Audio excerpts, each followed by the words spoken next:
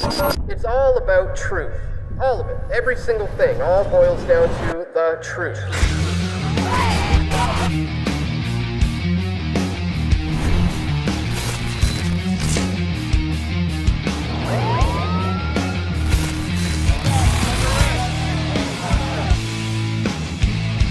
We all want truth.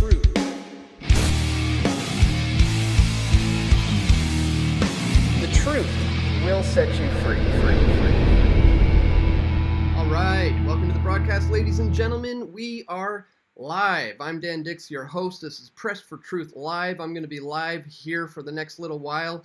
I hope I did this right, but bear with me as I just make sure we're actually going. It looks like we are live, but I don't have any of the comments popping up yet, or any shows anybody viewing, but I'm sure they are. I hope you're here. I hope you're with me. Maybe I'll just try refreshing this over here real quick before we jump into things. Make sure we're definitely good to go. Please, guys, share this video right now. Let everybody know we are in fact live right now. I hope we are anyways. It doesn't seem to be showing up here on my end, but let me just double check once more before we really jump into this. Hang tight, guys. I hope we're live. I think we are. Let me see. Oh, I see myself. Here we are. Okay, we are live apparently. I see some of your questions popping up. All right, this is going to be a little tricky to get into your questions for the day because I can't seem to see them here on my screen for whatever reason. But hey, we're here, we're live, you're with me, we're together. We're going to jump into some of the crazy news stories of the day, and then we'll get back to continuing to take your questions. Like, check out this kind of stuff making the headlines today. Expect a false flag attack at Zaporizhzhia today. Both Russia and Ukraine are warning about this happening today. Both Ukraine and Russia have warned of an imminent false flag attack at Zaporizhzhia. I'm not sure how to pronounce that. I think I'm pretty close. Europe's largest nuclear power plant. This all stems from this tweet here. The Russian invaders have announced an unexpected day off at the Zaporizhzhia nuclear power plant on August 19th. Only operational personnel will be stationed at the ZNPP. That's much easier. No other employees will be allowed to enter. It's also known that the representatives of Rosatom, Russia's state nuclear energy cooperation, who have recently been constantly at the plant, have urgently left the territory of the facility. Ukraine intelligence officers believe that the Russians are preparing a provocation at ZNPP following their extensive shelling of the ZNPP. The invaders could raise the stakes and stage a real terrorist attack on Europe's largest nuclear facility. Guys, not looking good. So we're going to take a look at this today as well. Get your thoughts on it. Rehearsal for catastrophe. Vladimir Zelensky sounds warning over nuclear drills amid fears of Russian false flag attack on seized power plant. Not looking good, folks. Meanwhile, in other news, you may have heard by now, Finland's prime minister is making headlines right now for this leaked video of her partying hard. Here's one of the videos, anyways, that's going around, getting viral right now, which prompted her to have to be drug tested, and many people are claiming that this is, inappropriate for a young prime minister to be doing, especially when she issued emergency orders during the COVID-19 so-called pandemic. And here she is partying it up, getting all close and chummy with her friends.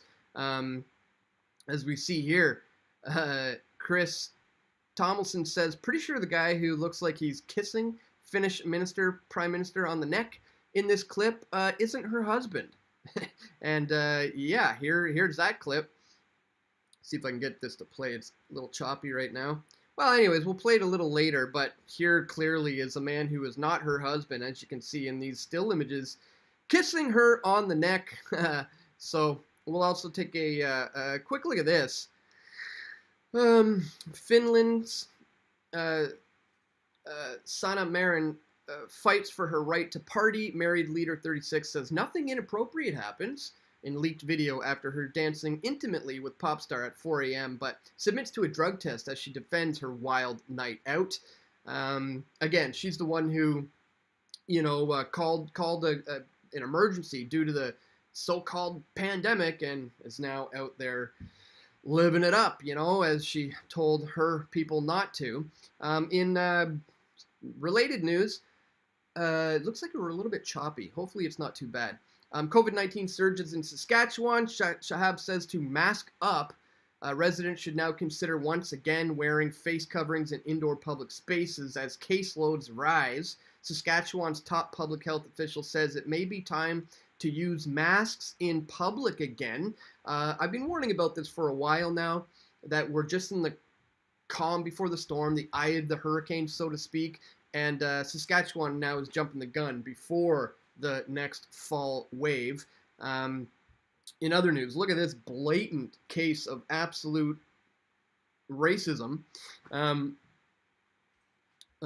Says here, Berkeley Co-op bans white people from common areas in order to avoid white violence and presence.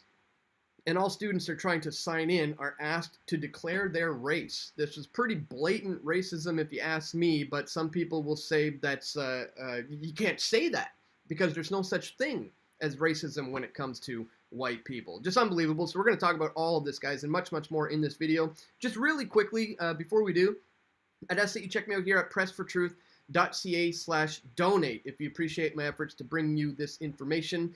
Once again, links for all of this stuff are located in the description below. Please check it all out below, and if you do appreciate my efforts, once again. All right, so as I said, we're going to take a look at some of this false flag attack narrative going on between Russia and Ukraine. But before we do, I'm going to really quickly here take a quick look at your comments, make sure we're actually not too choppy here or anything like that, because it does seem to be a little bit slow, a little bit choppy. Working fine. Hey brother, hey Dan, here we are. I did hit that like button. Thank you, Summer Warhurst. If you guys haven't yet clicked that like button, please do so. We've got 239 people watching and only 78 thumbs up. That clearly doesn't add up, guys. Go ahead and click that thumbs up button. And let's take another look at some of these comments real quickly. Where are they? Live chat.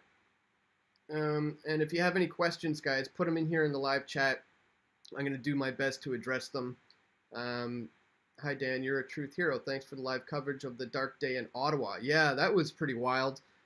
My Ottawa coverage, if you didn't see it, I went live during the massive clampdown in Ottawa. I did like a 7.5-hour live stream that day. Got cracked in the ribs. I'm still dealing with that, unbelievably. What is this? Over 6 months ago, and my ribs still hurt. Mainly, like when I sleep on my my right side, I wake up with the spot where that cop hit me still hurting to this day. It sucks, but it is what it is. Look at Finland's Air Force flag. Okay, we'll try to take a look at that. All right, so it looks like we're doing pretty good here. So let's jump into this a little bit because viewers of this channel, I'm sure, are well aware of how false flags are carried out, how they have been over the last few decades, and how I've been warning about how we're going to be seeing more in the near future. Well, now we have both sides, Russia and Ukraine, claiming that both are going to do this to each other. Very interesting. Vladimir Zelensky last night warned of a possible nuclear catastrophe as Kyiv held drills near an atomic plant seized by Putin's troops after Ukraine's defense ministry warned Russia was planning a false flag attack today. Now, obviously, when we hear of drills surrounding false flag attacks, viewers of this channel certainly are going to have their guard up and are going to have red flags going off, because we've seen time and time again, over and over again, drills happening at the same time when false flags are carried out. It happened on 9/11.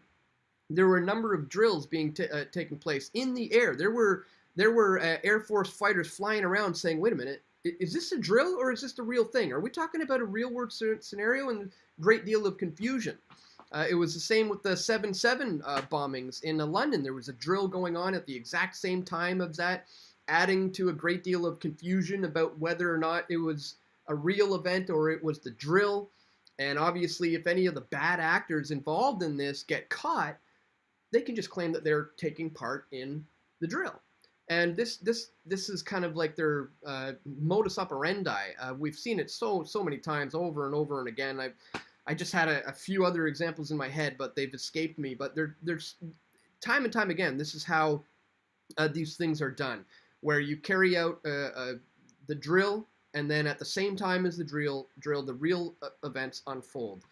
Which is why we have our guard up today about this news. The Ukrainian president lashed out at Moscow over its nuclear blackmail at this nuclear facility in Europe. Both sides have traded allegations blaming the other for shelling the plant throughout the 6-month war.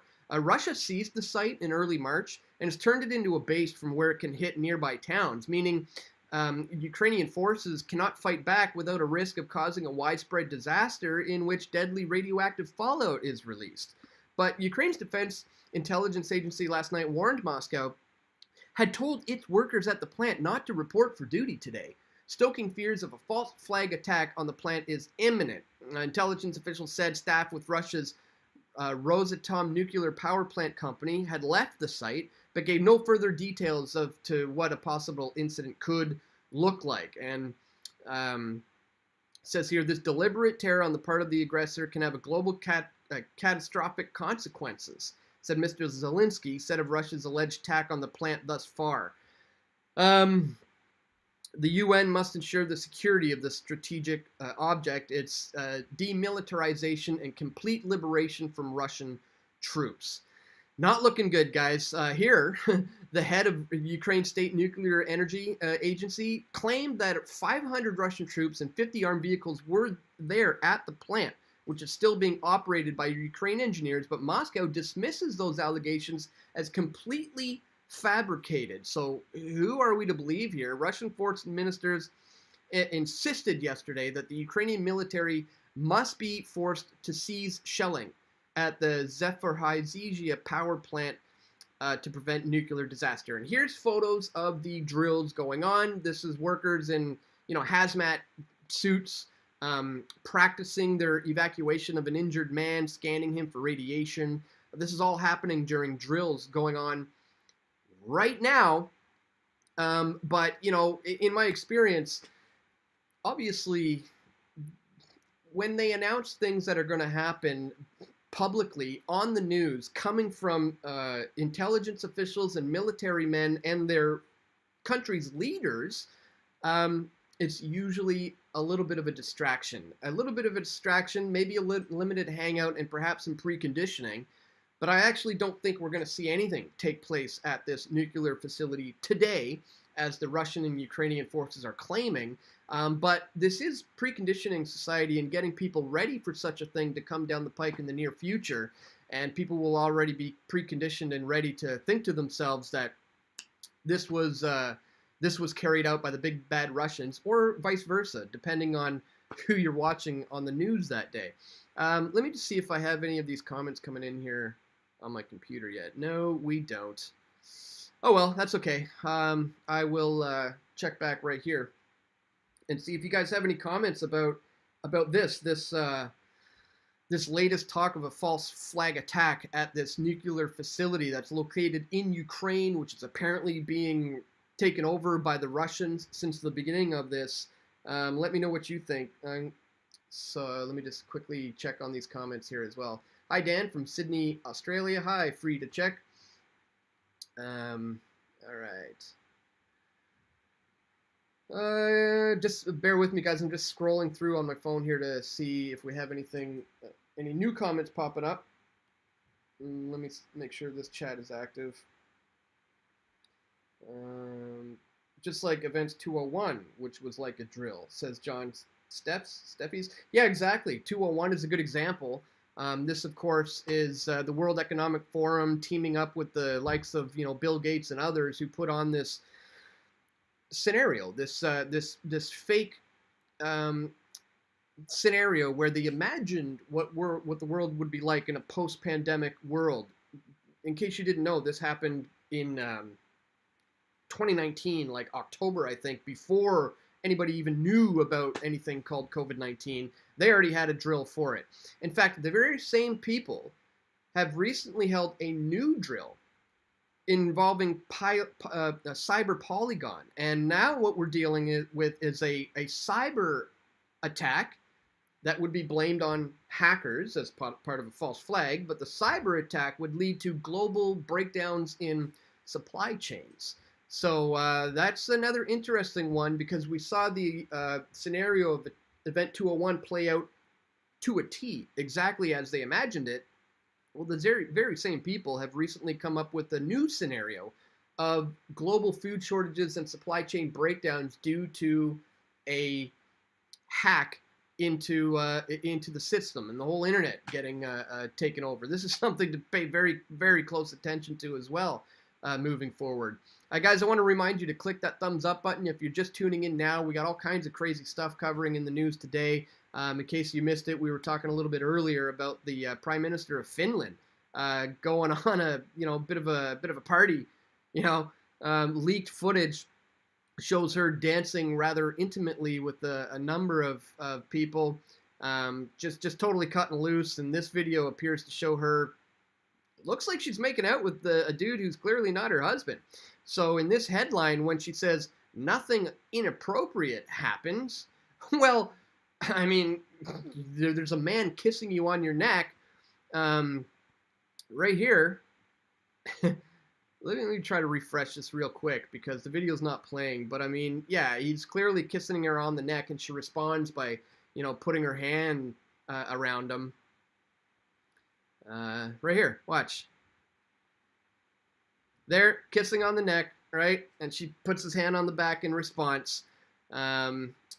Seems a little inappropriate to me, don't you think? How would you feel if you saw your spouse doing something like that? Well, I was briefly just taking a look at her Wikipedia page, looking into a little bit of her background. Obviously, you take it with a grain of salt when it comes from a source like Wikipedia, but certain things it will be correct about, like the day she was born, things like this, who her parents were. Her parents separated when she was very young, and her biological parents separated after that, and she was very young. Marin was brought up by her mother and her mother's female partner. Interesting. So she has two moms. She was raised by a lesbian couple. Remarkably, she was born in 1985. I think graduated high school in 2004. I feel so old. I graduated in 1997. But here's the important stuff, guys. She, during COVID, in December of 2021, she went out with friends and again visited a nightclub in Helsinki. I remember all that. After being in contact with Finland's foreign minister the same day, who tested positive for COVID-19 84, thus exposing the prime minister to infection. And then she claimed that she doesn't have to self-isolate because she's fully vaccinated. Later that night, text messages were sent to her saying, no, that's not the case, basically. And then she apparently admitted to her failure and eventually said, yeah, I should have quarantined or whatever. It's just unbelievable. She had been told that going out in public was permitted due to her being fully vaccinated. The next day, she received information that this was not the case. So she explained missing the update advice and apologized for her poor judgment on Facebook. Well, now she's having to apologize again, saying nothing inappropriate happened. I was just out unloading, having a good time. She blasted her critics and insisted that she has the same right to a night out as everyone else after she was captured on video having a ruckus evening with friends earlier this month. Ms. Marin today insisted that everyone needs to have fun and a relaxing evening out, and that should be allowed to let her hair down and spend most of her time juggling the responsibilities of governing and being a mother. The 36-year-old, who is married, added that nothing inappropriate happened in the newly leaked video that shows her dancing hip to hip with male pop singer Olivia, whatever his name is, in Helsinki club and nightclub. She said her only regret is that private videos made it into the public domain. So again, we have a bit of a case of what do they say? Rules for thee, but not for me. You know, again, this is someone who called a public emergency due to the COVID-19 and forced her citizens on lockdown, forced people to get vaccines, forced people to wear masks, and then is seen just face-to-face partying in clubs with strangers and letting random dudes kiss her on the neck. Seems a little hypocritical, doesn't it, for a prime minister of a country like Finland? Figured I'd bring that one to your attention today as well, guys. And yeah, I thought that was interesting. And as I said, you know, with all these restrictions currently being eased, you know, she's living it up in the nightclub, and it's happening everywhere, actually. Restrictions being eased left, right, and center. The CDC is backtracked, saying, you know, guidelines for the vaccinated are all the same as the unvaccinated. Well, I've been saying for a while, guys, this really is just the calm before the storm. This is the eye before the hurricane, so to speak. And now, you know, we're seeing articles like this come out. COVID-19 surge in Saskatchewan. You know, top public health official says it's time to mask up again. The province reported a rebound in COVID-19 84 infections, hospitalizations, and outbreaks as families prepare to send kids back to school and cooler weather looms on the horizon, ready to send people indoors where the virus spreads more rapidly. So I've also pointed out how schools in Ontario, like I believe it's the University of Toronto and some others, are bringing back mandatory vaccines for any in staying in dorms, going into school, and eventually may even require it for students who are doing school at home through Zoom classes. It's just unbelievable. But these are all the telltale signs that this ain't over. You know, we're currently in a there was a pre-COVID-19 84 world, and now we're in the post-COVID-19 84 world. It's not about to go away anytime soon. They didn't do all this stuff over the last 2.5, almost 3 years just to, you know, walk back on it and let us have all of our freedoms back. No, this was the beginning of a major clampdown on society globally in an effort to have everyone inoculated on the planet so they can be tracked, traced, and databased through these passport-type systems. So seems clear to me that things are coming back with a vengeance. Let me know what you guys think. I'm going to check your comments once again real quickly here. Let me just refresh this and see if I got anything new. And again, if you do have any big, questions that you really want me to answer, maybe put it all in caps because there's a lot of, stuff scrolling by here. What's up, Dan? I gave you props in Ottawa when you were here. You demand truth wins. Glory to our Creator. Thank you so much for the props. Indeed, glory to our Creator. Thank you for watching. Thank you for being a subscriber. Shill, you call that journalism? Stop sending to this shill, says VJ Tsunami Mix. Cool name, VJ Tsunami Mix. But I would ask, where's your evidence of my shilling? Over the 16 or 17 years since I've started Press for Truth, and I began this whole journey back in the late 90s, researching secret societies and stuff like that is where I started down the rabbit hole. It was stuff like Bohemian Grove and Skull and Bones, Freemasonry, the Illuminati, stuff like that. And then 9/11 happened. And I was like, okay, this is big. Now it's time to get active. It's time to get out there and start raising awareness about what's going on. And by 2002, I was already hitting up the streets with DVDs and flyers. I went out and met up with like-minded people. That's when I joined Toronto 9/11 Truth Seekers, it was called back then. And I started to recognize a lot of problems within the groups. Essentially, a lot of people had a different opinion about what the problems are, but more importantly, they had different opinions about what the solutions ought to be. And I eventually, after seeing so much infighting, realized I just got to start my own thing, do my own thing, speak my own mind, tell the world about how I see things in my own way, give opinions on how I see solutions to these problems. And I decided to do that. So I launched Press for Truth in 2006. And ever since then, it's been a strange and wild roller coaster of a ride. I've been full-time since 2012. Amazing. For the last 10 years, I've been doing this full-time. But from 2006 to 2012 was a struggle to get to the point of where I could do that.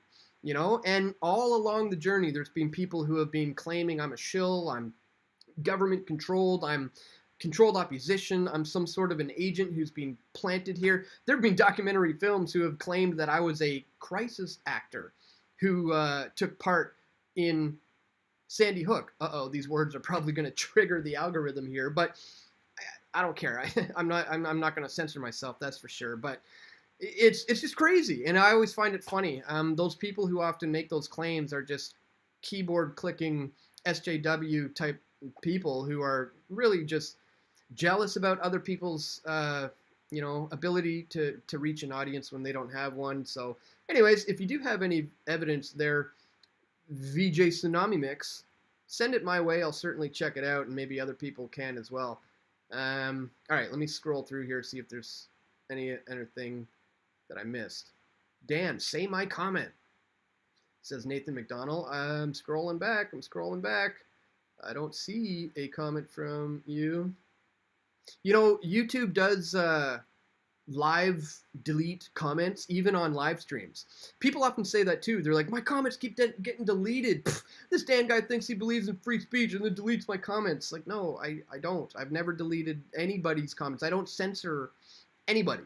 It's YouTube doing that, which is another reason why it's important to migrate off of this platform. I'm not going to be here for very long. You may recall back in 2020, they killed this channel. At the snap of a finger, I was terminated.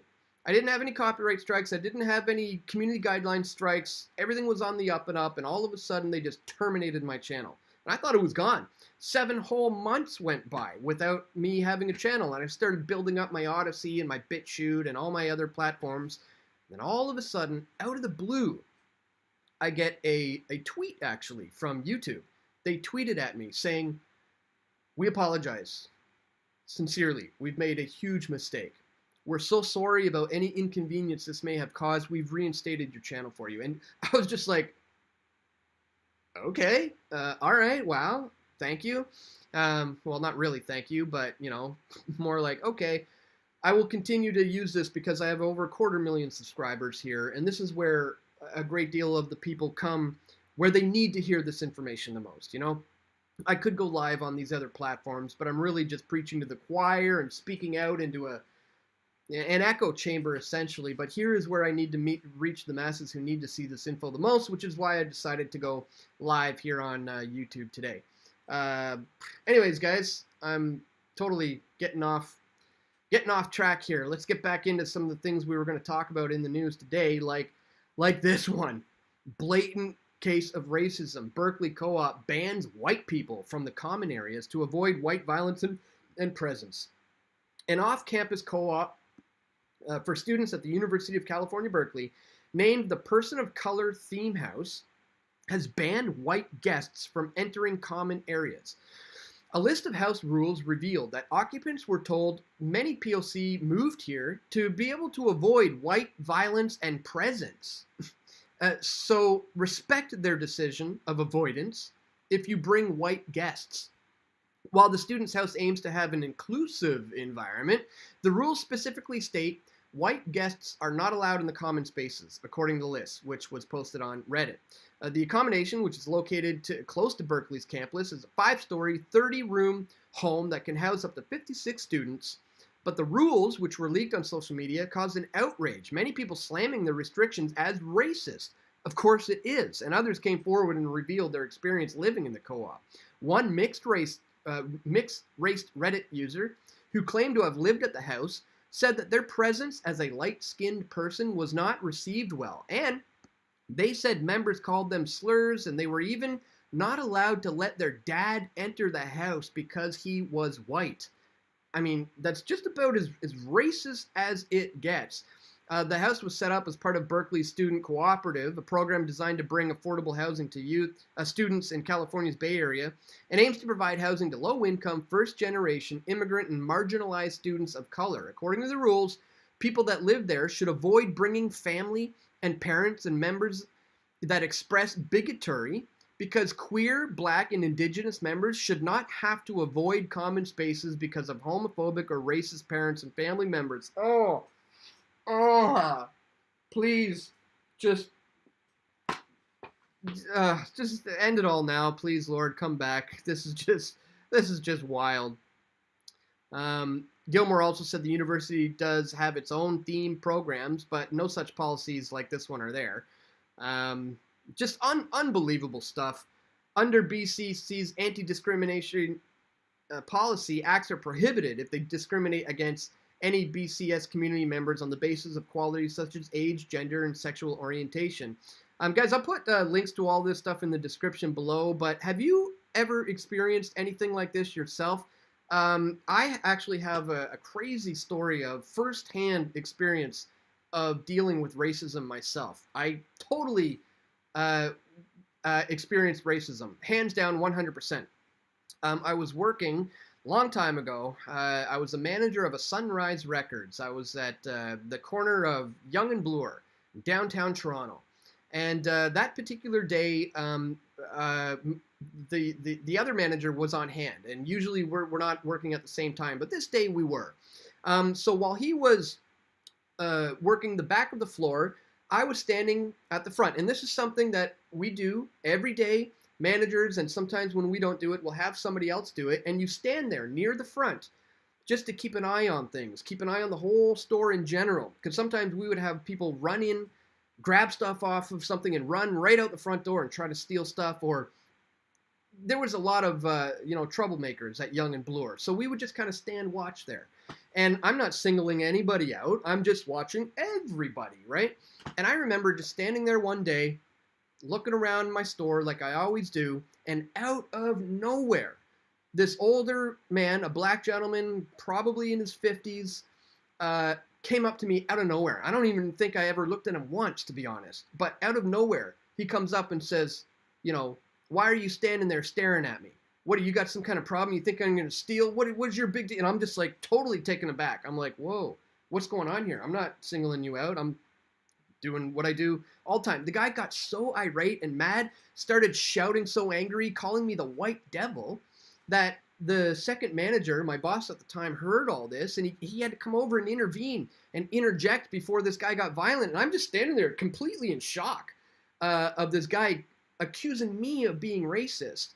And in that experience, I'm just sitting there thinking to myself, wow, you, sir, are incredibly racist. Like, just sitting there experiencing him claiming that I was racist for something I'm completely boggling my mind as to how he thinks that this was a thing, and it dawned on me.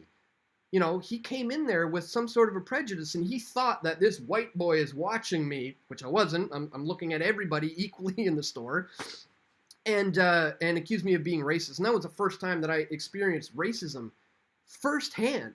And if you can't see that something like this is blatant racism, then I mean, I don't know what to tell you. You're just falling into society's idea of so-called white privilege, which really is a bunch of nonsense, guys. I've broken this down in this video here. White privilege debunked. Ryerson University conference exposed. This is like a 20 or 25 minute long video, in-depth debunking of the nonsense that is this notion that, of white privilege.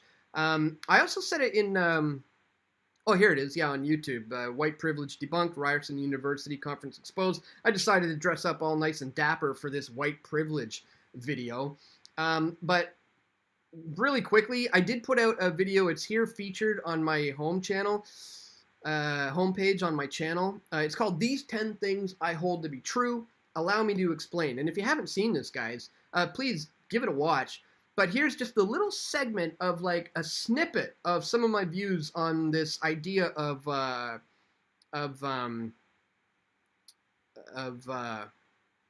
white privilege. And let me know what you think about it, and we'll go back to your comments to see what you think. But get a listen to this. Right. Statement number 3.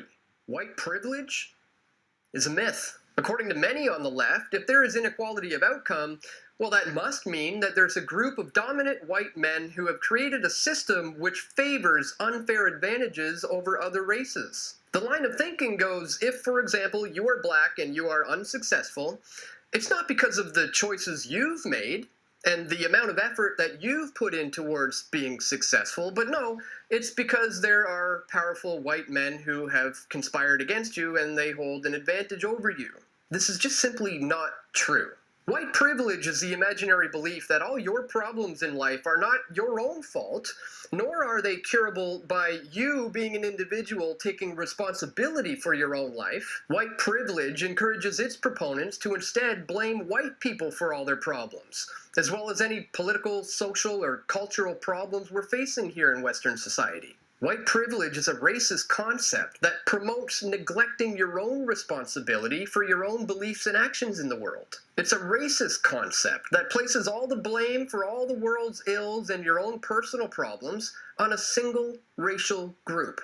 This is literally what the Nazis did with the Jews. The arguments for white privilege have been thoroughly debunked in my video titled White Privilege Debunked, Ryerson University Conference Exposed. I'll leave a link to that in the description below for an in-depth analysis for those who want a more thorough explanation. The bottom line is the concept of white privilege is a racist and dangerous ideology that pins the blame of the inequality we see in the world on a particular race. And that is a problem which should be clear and obvious to everyone. If you agree or disagree, let me know in the comments section below. And yeah, if you agree or disagree, let me know in the comments section below. And I'm looking there right now, folks. Let me scroll through. Let's get back to where we started on the white privilege talk. I've listened to Dan for years, tried meeting him. Hi, Mike Guyver. Sorry we didn't get the chance to meet, but I will be on the front lines once again. Soon, I'm sure. Out there doing something.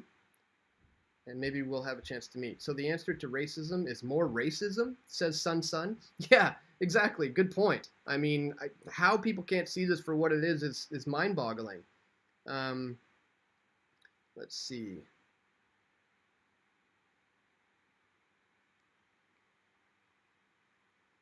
I'm just seeing a lot of comments, so I'm just trying to get through to see if we have any questions. I've never personally seen any of this racism or bigotry they speak of, like the boogeyman. Maybe you mean about in terms of, racist white people, because I don't know anybody, any white supremacists or Nazis, I know one guy, actually, well, his name is Brian, who... I don't think he claims to be a Nazi, but a lot of people would say he kind of has those types of ideas. That's one person that I know in all of Canada who I've ever heard of that's anything like that. So it's a very huge misrepresentation from Trudeau and the media and everyone else. All right. I'm just scrolling through here, guys. I'm not able to have the comments on my computer for some reason, so I'm just scrolling through with my phone here. Just kind of a little workaround fix to the problem. I'm white looking, but I've never had any privilege for looking white, says the Eagle Eyes 007. Well, yeah, not everybody is the same, Eagle Eye. What happens? Let's see. To your mother bashing? I don't know what you mean by that. I got a lot of comments here, so I'm just going to see if we have any questions real quickly, and then maybe we'll wrap this one up.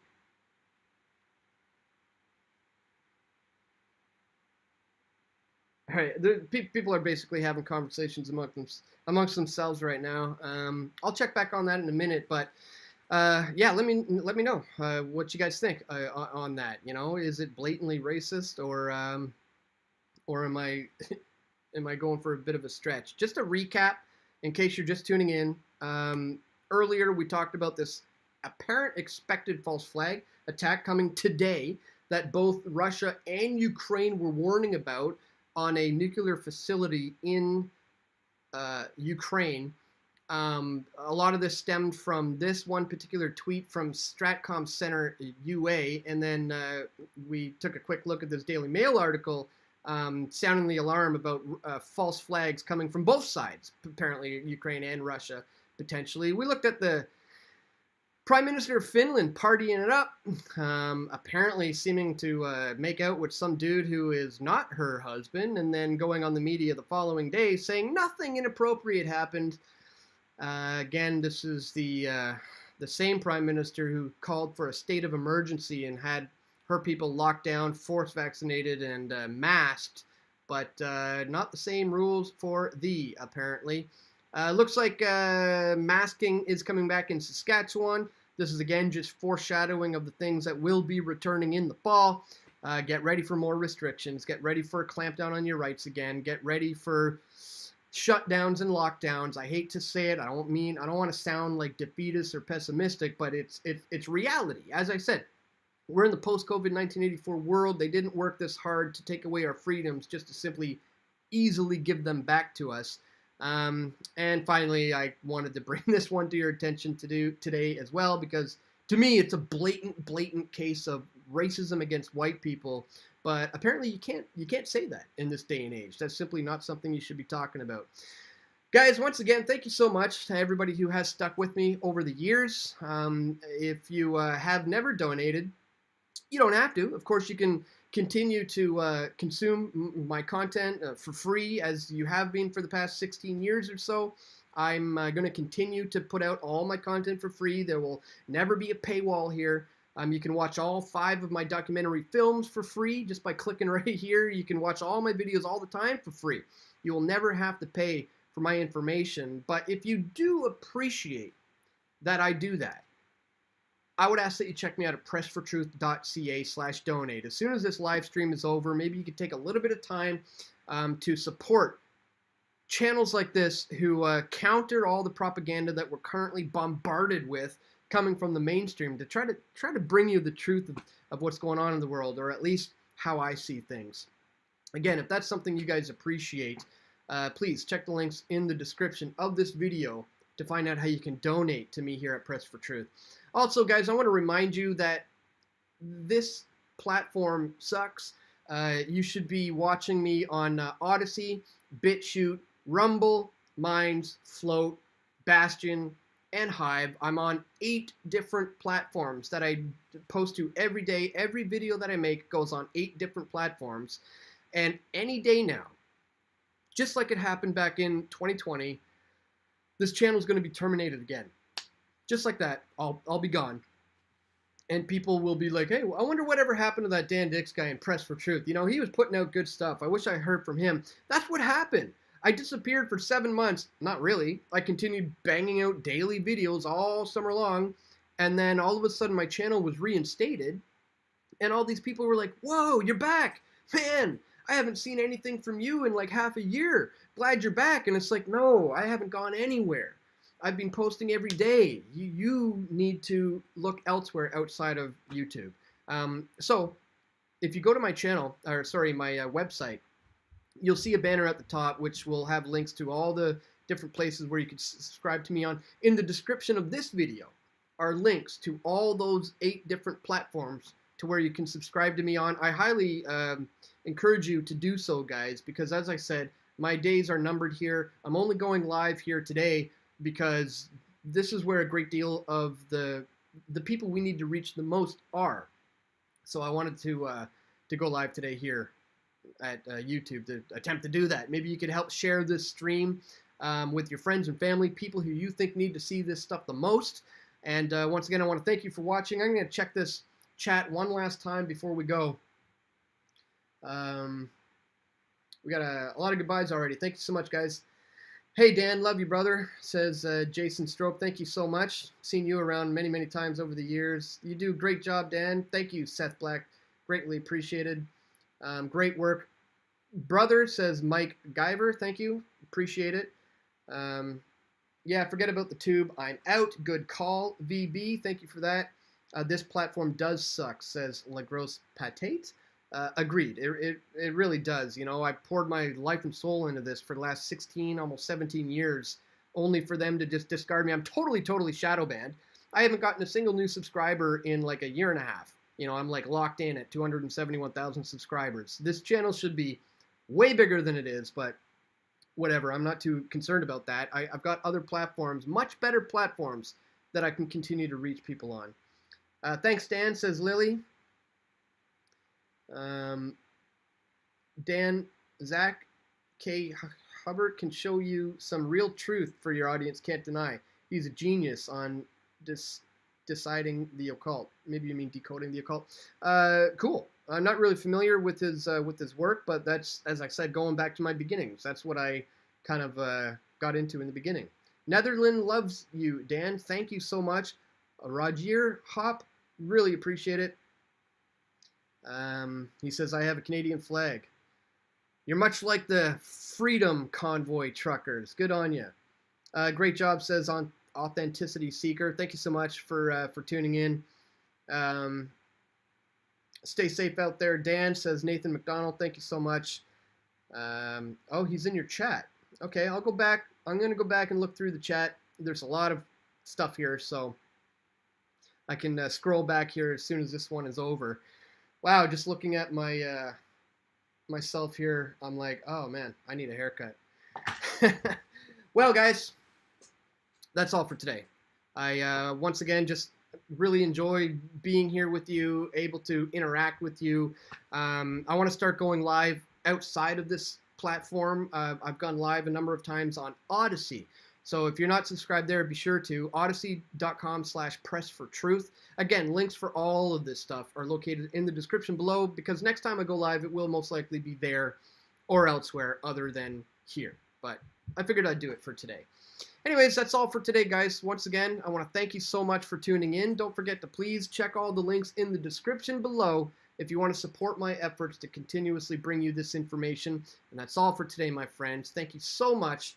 Stay tuned for more. This is Dan Dicks reporting for Press for Truth. Peace out, everybody.